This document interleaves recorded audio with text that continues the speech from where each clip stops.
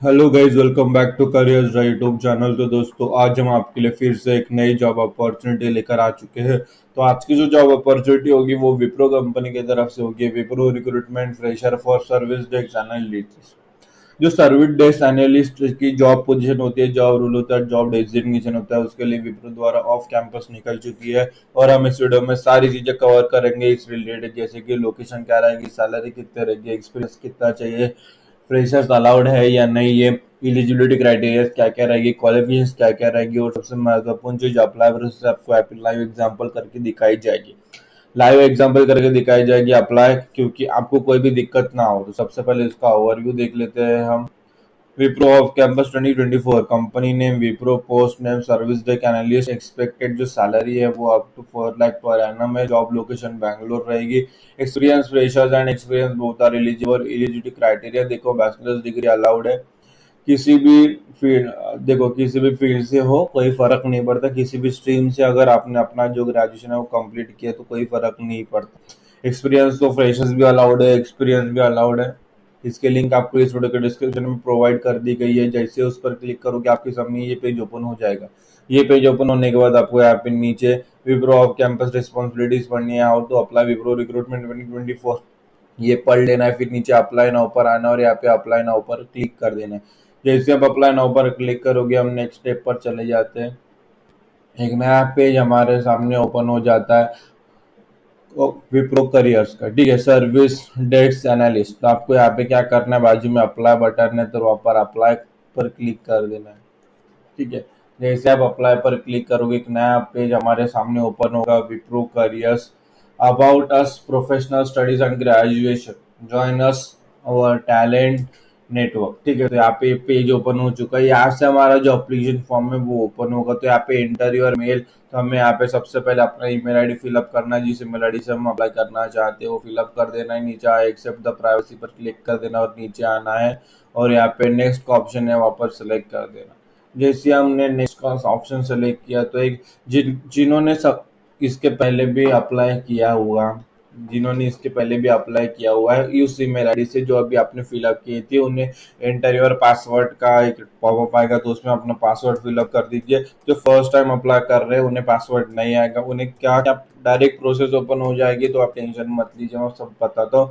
और यहाँ पे जिनको पासवर्ड पूछा गया, पासवर्ड फिलअप करके भूल गए होंगे तो रिसेट योर पासवर्ड करके रिकवर कर देना, चेंज कर देना, फिर लॉग इन कर देना। ठीक है, जैसे आप लॉग इन पर क्लिक करोगे एक नया फॉर्म ओपन होगा। तो दोस्तों कैसा है, जो फर्स्ट टाइम अप्लाई कर रहे हैं उन्हें उन्हें अभी फिलहाल लॉगिन करने की ज़रूरत नहीं थी, क्योंकि उन्हें उनका जो अकाउंट है वो क्रिएट ही नहीं हुआ था। उन्हें अभी फॉर्म फिलअप करते समय अपना जो अकाउंट है वो क्रिएट करना है। जिन्होंने फॉर्म नहीं इसके पहले नहीं फिलअप किया है, फर्स्ट टाइम अप्लाई कर रहे हैं, इसके पहले अप्लाई कर चुके हैं, दोनों जनों को सेम प्रोसेस अभी रहेगी। तो सेम प्रोसेस में देखो, यहाँ पे फॉर्म ओपन हो चुका है। तो सबसे पहले यहाँ पे आपको अपना जो रिज्यूमे है, यहाँ पे देखो सीवी रिज्यूमे पूछा गया है। CV resume upload, please upload your CV resume max size 5 MB। मतलब यहाँ पे माई कंप्यूटर पर जाके या रिप्लेस रिज्यूमे पर जाके अपने डिवाइस से अपलोड रिज्यूमे यहाँ पे अपलोड कर देना। और याद रखिए उसकी जो साइज है वो 5 MB से ज्यादा ना हो।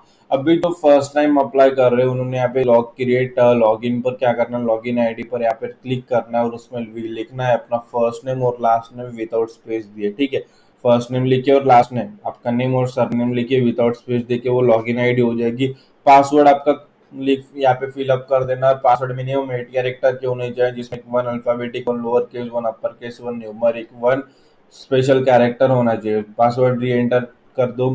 फिर नीचे देखो यहाँ पे हो गया, आपका अकाउंट बन गया। पासवर्ड री एंटर करते ही आपका अकाउंट जो है वो बन गया। जब आप फॉर्म सबमिट करोगे तो आपका अकाउंट भी सबमिट हो जाएगा।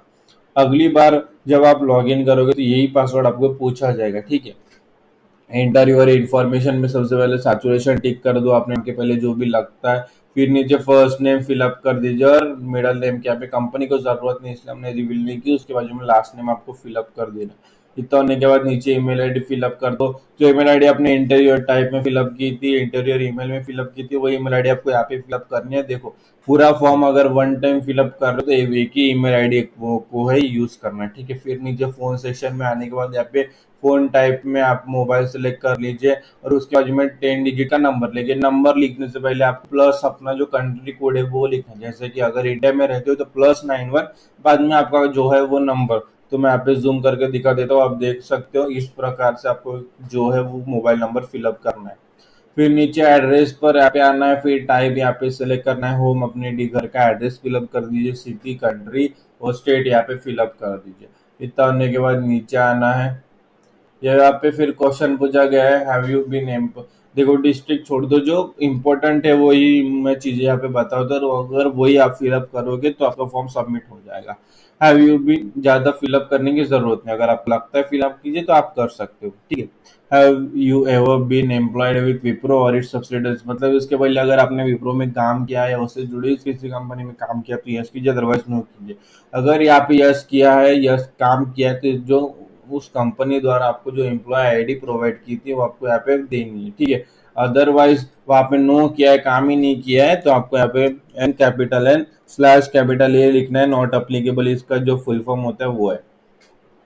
फिर नेक्स्ट जो क्वेश्चन है वो है, यहाँ पे पूछा गया है, देखो आपने इसके पहले कोई 12 महीने या 1 साल से किसी गवर्नमेंट सेक्टर में काम किया है तो यस कीजिए। देखो यहाँ पे 1 महीने, एक यहाँ पे, हाँ, किसी भी 12 महीने में या एक साल से पिछले किसी भी गवर्नमेंट सेक्टर में काम किया, एजेंसी हो, प्राइवेट प्राइवेट एजेंसी हो, गवर्नमेंट के लिए काम किया तो यस कीजिए, अदरवाइज नो कीजिए, ठीक है।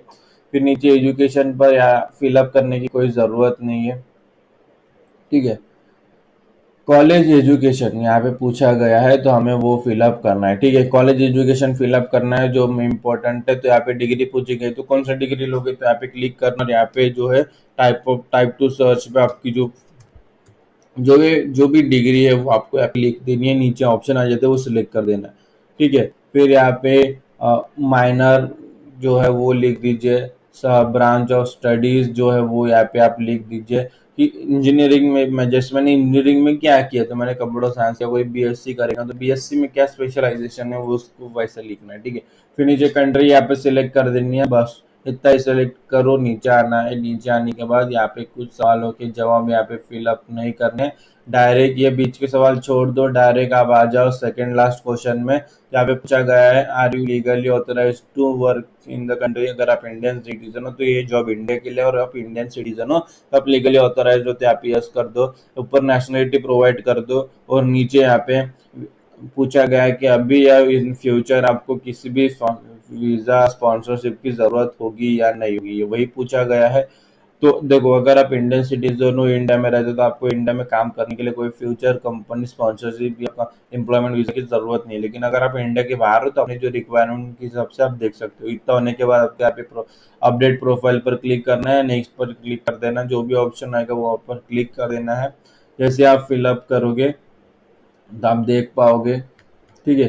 तो जो हमारी एप्लीकेशन है वो कंप्लीट हो चुकी है, और एप्लीकेशन वो submitted successfully, thank you for applying का एक मैसेज आ चुका है, you are currently submitted to this job, मतलब जो हमारी एप्लीकेशन है वो कंप्लीट हो चुकी है, सबमिट हो चुकी है। अभी क्या करना, जो ईमेल आईडी हमने प्रोवाइड की थी, जो ईमेल आईडी हमने इंटरव्यू और मेल या फिर फॉर्म में जो प्रोवाइड की थी, वो एक ही मेल आईडी आपने हर बार यूज करनी है।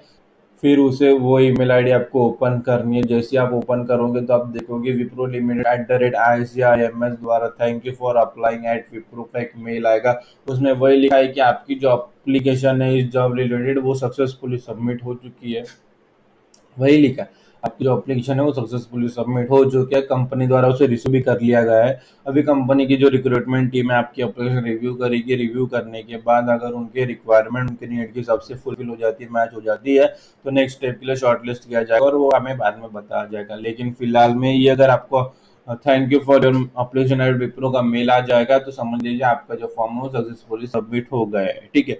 तो ये वीडियो आप अगर पूरा देखोगे विदाउट स्किप किए देखोगे, जो प्रोसीजर मैंने बताई है वैसे अगर आप फॉलो करोगे तो मुझे नहीं लगता कि आपको कोई दिक्कत आएगी, कोई परेशानी आएगी। आपका भी फॉर्म जो है वो सक्सेसफुली सबमिट हो जाएगा। लेकिन फिर अगर आपके मन में कोई शंका है, कोई सवाल है जॉब रिलेटेड या एप्लीकेशन फॉर्म फिलअप करते समय कुछ भी परेशानी हो, कुछ भी अड़चन हो, कुछ भी प्रॉब्लम हो, तो इस वीडियो के कमेंट सेक्शन में आपको कमेंट कर देना है। हम उसका सॉल्यूशन जो है रिप्लाई कर दे, हमको तुरंत से तुरंत रिप्लाई कर देंगे आपको, ताकि आपका जो फॉर्म है वो सक्सेसफुली सबमिट हो जाए। अपने दोस्तों के साथ शेयर कीजिए ये वीडियो, जिन्हें जॉब की अपोजिशन, जिन्हें जॉब की तलाश है, जिन्हें जॉब की ज़रूरत है। अगर आप उनके साथ अपनी तरफ आई हुई अपॉर्चुनिटीज शेयर करोगे तो उनकी तरफ आई हुई अपॉर्चुनिटीज भी वो आपके साथ शेयर करेंगे, ठीक है। तो आज की वीडियो में इतना ही, फिर मिलेंगे अगली वीडियो में एक नई जॉब अपॉर्चुनिटी के साथ। तब तक के लिए स्टे ट्यून। और ये वीडियो आप सभी ने पूरा देखा इसलिए आप सभी का तहे दिल से धन्यवाद।